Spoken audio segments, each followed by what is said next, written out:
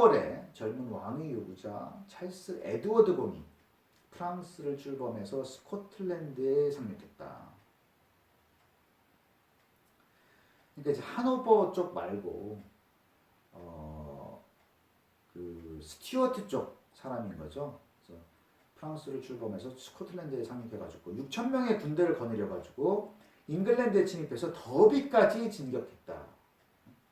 프랑스에서 이제 넘어와가지고 스코틀랜드로 갔다가 더비 여기까지 밑으로 진격을 한 거예요.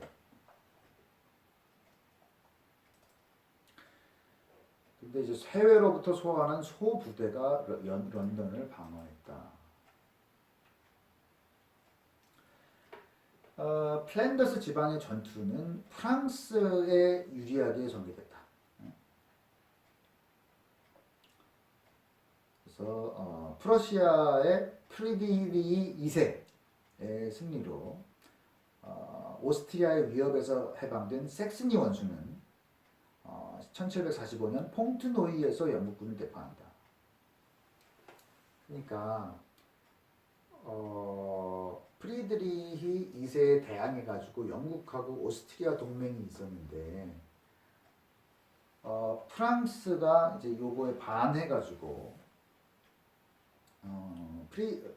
프러시아 쪽에 붙었죠. 근데 요게 프러시아 쪽이 승리를 하니까 프랑스가 이제 오스트리아 위협에서 해방된 거예요. 그래서 섹스니 원수 이 사람이 이제 프랑스 퐁트노이에서 영국군을 또 대파한다. 그래서 프랑스 바로 접한 벨기에 지방이죠.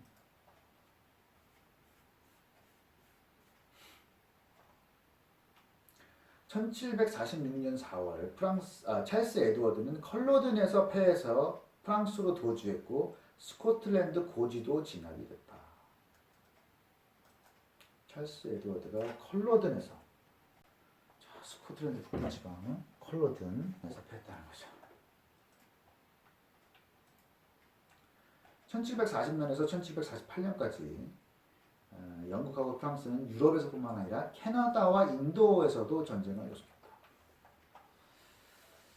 그래서 북아메리카에서 프랑스는 영국 해안지대 식민지와 내륙을 차단하기 위해서 오하이오 강과 미시시피 강 유역을 점령하려고 했다. 이게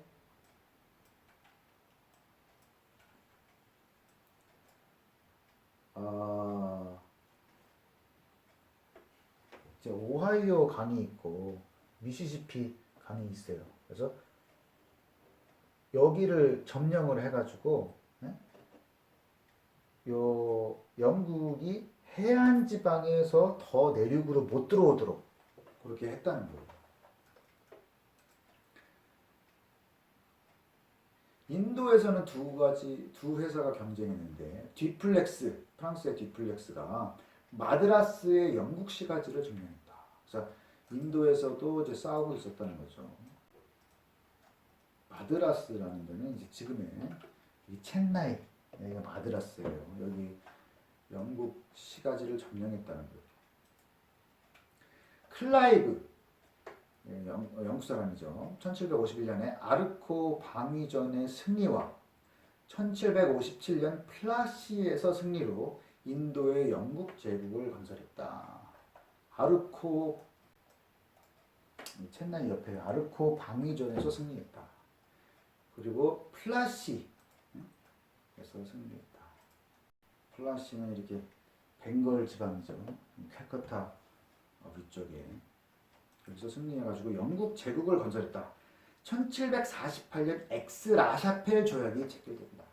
그래서 플랜더스 지방을 지배하고 있던 프랑스 군대를 철수시키기 위해서 아까 프랑스가 이제 플랜더스 지방 전투가 프랑스 군대에 유리하게 돌아갔다고 했는데 이 프랑스 군대를 철수시키기 위해서 영국 정부가 캐나다의 요지 케이프 브레턴 섬을 포기했다. 그래서 프랑스한테 이걸 내어주고 플랜더스 지방을 다시 영국이 가져간 거죠.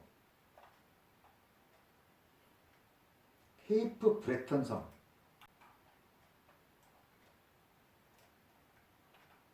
여기 이제 캐나다에 노바스코샤라는 데가 있어요. 여기에 위에 케이프 브레톤 섬이 여기에요. 여기를 이제 프랑스한테 내준다는 거지. 그리고 영국은 스페인 식민지의 노예 수입권하고 인가 무역선의 권리를 4년간 연장했다. 아까 이런 권리가 있다고 했죠. 위트레흐트 조약에서, 그죠? 스페인은 장래의 분쟁의 원인이 될 선내 검문권을 계속 보유했다.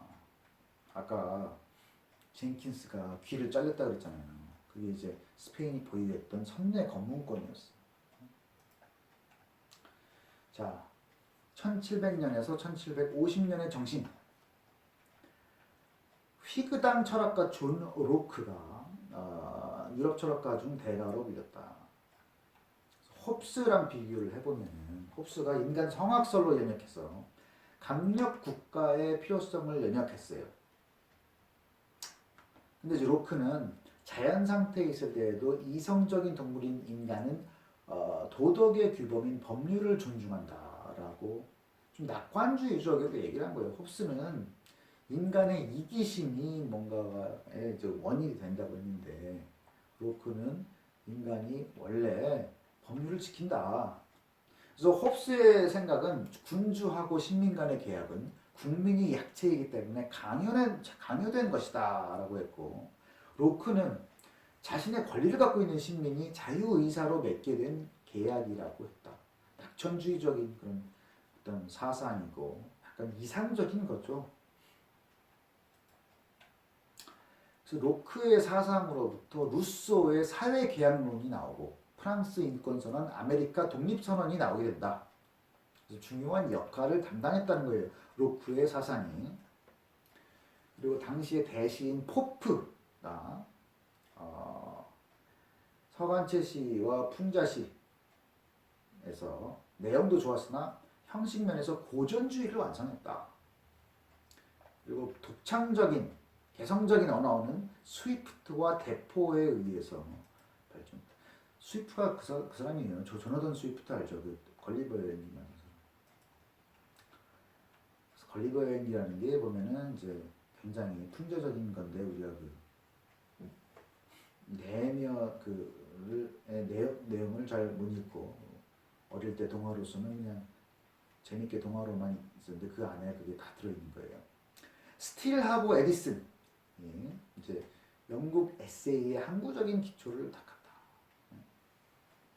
그리고 이제 화가, 음악가, 작가, 정치가가 사교계를 만들었는데 커피하우스, 초콜릿하우스, 클럽 이런 데에서 만나서 그러니까 프랑스의 살롱 같은 거였죠.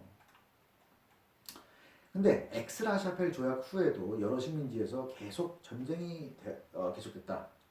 인도에서 퐁디셰리가 마드라드와 그리고 찬데르 나고르가 캘커타랑 대적하고 있었다.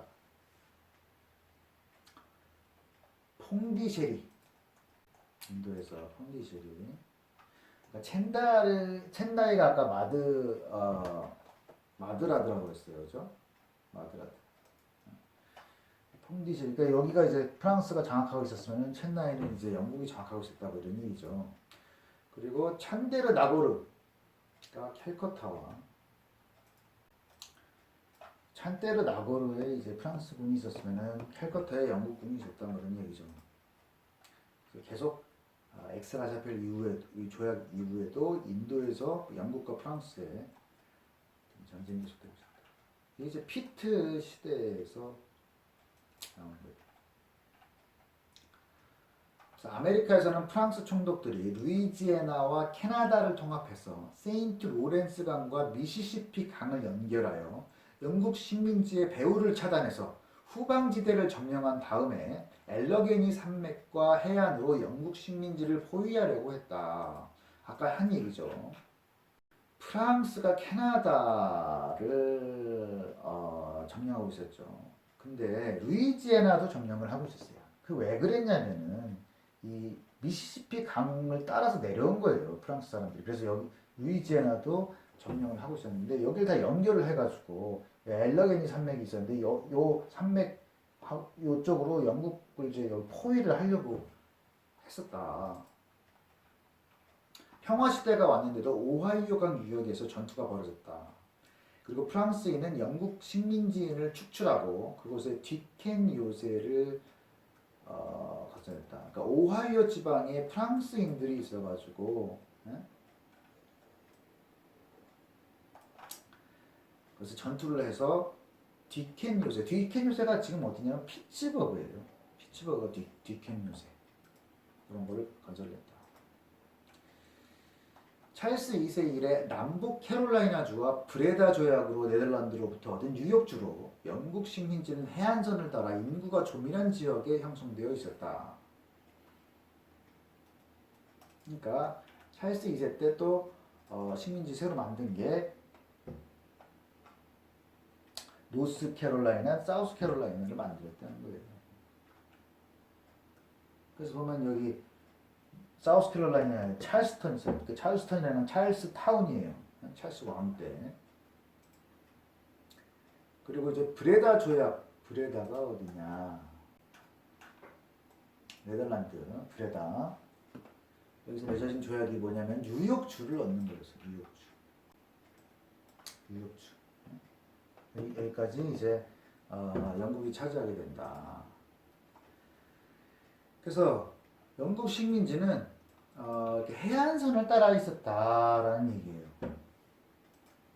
그래서 120만 명의 주민을 갖고 있었는데 캐나다, 프랑스 식민지 인구는 6만 명에 불과했다. 이게 문제인 거죠. 점령을 해도 인구가 적으면 나중에 이제 불리하게 되는 거예요. 항상. 1748년 영국은 오스트리아에 많은 보조금을 제공하고 있었다. 아까 그 프로이센의 프리드리 2세하고 전쟁할 때 영국이 오스트리아하고 동맹을 맺었다 그랬죠. 근데 조지 2세는 지난번 전쟁 이후에 마리아 테레사보다 경비가 적게 들고 더 우수한 전략가인 프러시아의 프리드리 2세를 찬양했다. 그래서 영국이 돈을 더 적게 주면서 싸움도 잘하는 프리드리 2세하고 동맹을 맺게 된 거예요. 그래서 영국이 오스트리아와의 동맹을 폐기한다. 그러자 프랑스는 뭐라고 그랬어요? 반 오스트리아. 근데 프랑스가 이제 오스트리아와 동맹을 맺게 됐다. 그래서 1756년 5월에 프랑스하고 또 전쟁이 일어난 거예요. 그래서 처음에 영국이 불리했다. 리슐리의 원수가 지중해의 미노르카 기지를 점령했고, 그리고 인도에서는 캘커타가 함락됐다. 프랑스가 초기에 유리했다는 거죠. 미노르카가 아까 어디예요? 영국이 차지했었다는 섬이죠. 전략적으로 중요한 이 섬. 요 섬을 프랑스가 또 차지한 거예요. 그리고 유럽에서 프랑스, 오스트리아, 러시아, 스웨덴 4국이 프러시아에 대항해서 결속했다. 그래서 클로스터 캠페인에서 영국과 하노버 연합군을 격파했다. 클로스터 캠페인. 네덜란드가 아니라 독일 쪽에 있는 여기가 클로스터 캠페인.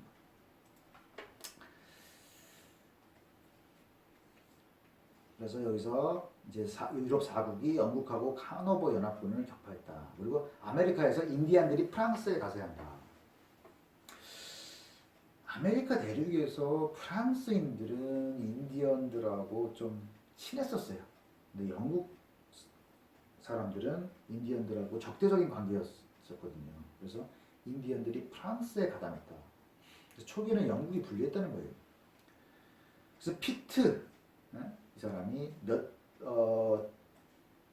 그 전비를 몇천만 파운드를 조달해야 된다. 그래가지고 1758년 1000만 파운드, 1759년 1200만 파운드, 1760년 1500만 파운드의 군사 예산을 가결하게 된다. 피트가 이제 세게 나오는 거죠. 월폴 이후에 이제 이 사람은 전쟁을 해야 된다라고 주장하는 공격적인 사람이었어요.